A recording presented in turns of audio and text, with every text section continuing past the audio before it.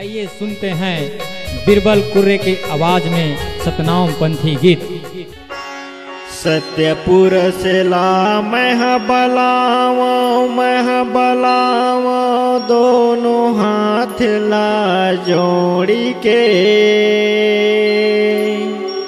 आजबे बाबा आजबे गोरो सत्य के तोला नमन है।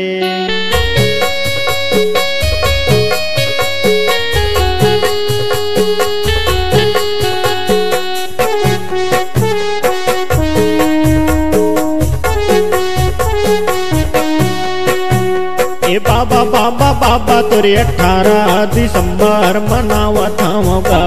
ये बाबा बाबा बाबा तोरे 18 दिसंबर मनावत होगा। पान फूल नरियर पान फूल नरियर पान फूल नरियर पान फूल नरियर तोर चरण में चढ़ावत होगा।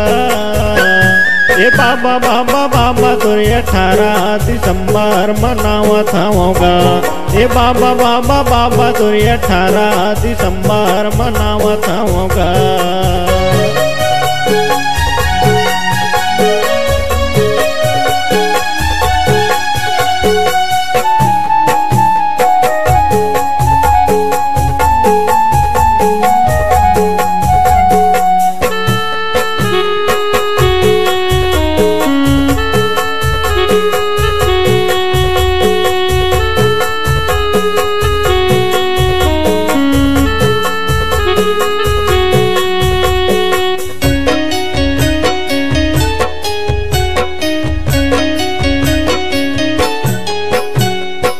तोरे चरण में बाबा पापी हतर गेगा पापी हतर गे।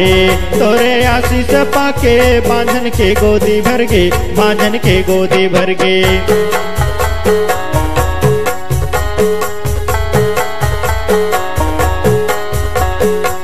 तोरे चरण में बाबा पापी हतर गेगा पापी हतर गे। तोरे आशीष पाके बांझन के गोदी भर गे बांझन के गोदी भर गे।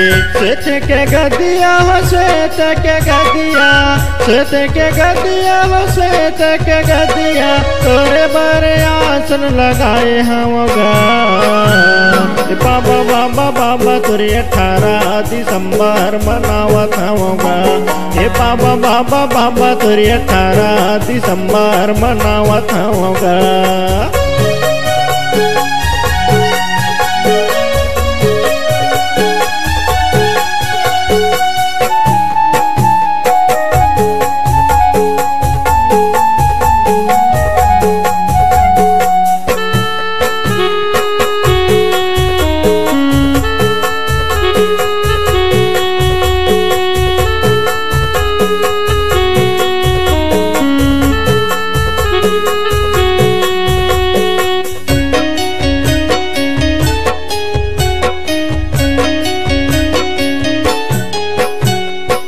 दुरिया दुरिया ले बाबा संतो मन आवत गा संतो मन आवत है।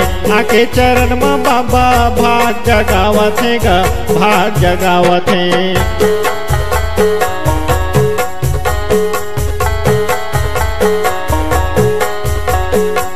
दुरिया दुरिया ले बाबा संतो मन आवत गा संतो मन आवत है। आके चरण में बाबा भाग जगावत गा भाग जगावत है।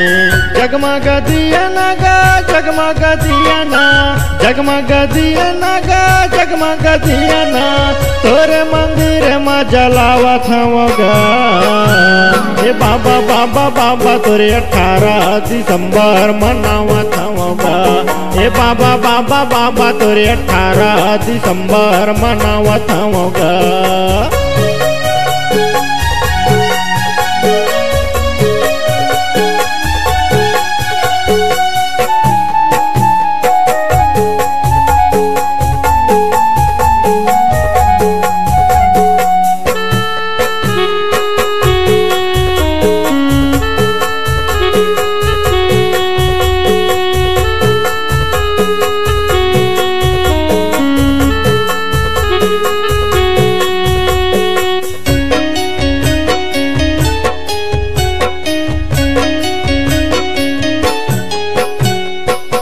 सादा के खंभा बाबा सादा के डंडा है, सादा के डंडा है, सादा के डंडा मागा सादा के झंडा है, सादा के झंडा है।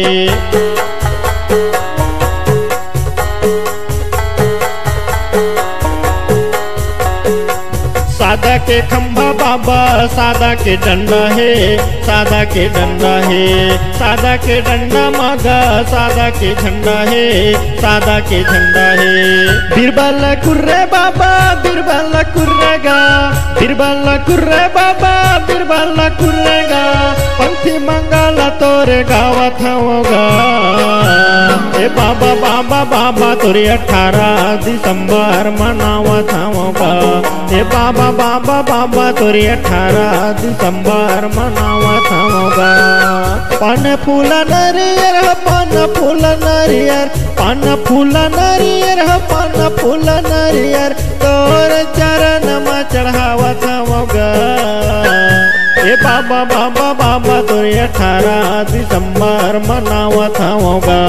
ए बाबा बाबा बाबा तोरे 18 दिसंबर मनावत होगा।